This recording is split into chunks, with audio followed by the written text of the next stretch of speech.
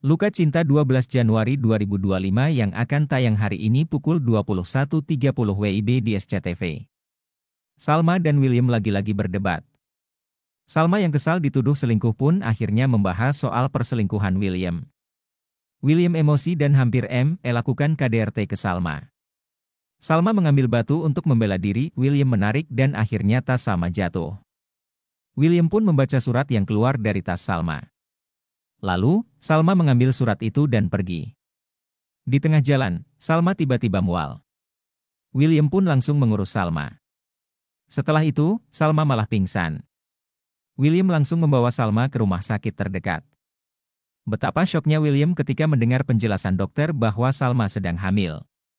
William pun pulang meninggalkan Salma di rumah sakit seorang diri. Di sisi lain, Roy datang ke rumah Dinda untuk memberikan file. Kemudian, Roy pamit dan parkir di tempat yang agak jauh. Roy pun kembali ke rumah Dinda. Bahkan, Roy masuk ke kamar Dinda lewat jendela. Iris melihat hal itu dan langsung mengikuti Roy. Iris pun memasang beberapa jebakan.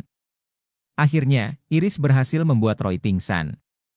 Iris masuk ke mobil Roy untuk mencari bukti.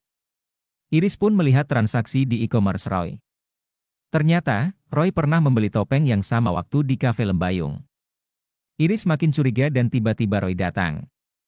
Roy meminta Iris keluar dari mobil.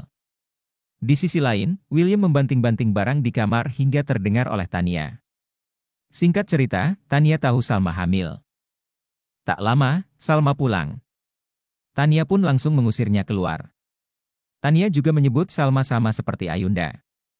Bahkan, Tania sempat mendorong Salma cukup keras. Untungnya, William sigap menyelamatkan Salma.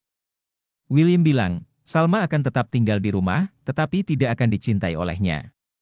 Pada episode mendatang, Ibu Ita bilang akan membantu Salma mencari bukti. Saksikan kelanjutan sinetron Luka Cinta malam hari besok pukul 21.30 WIB di SCTV.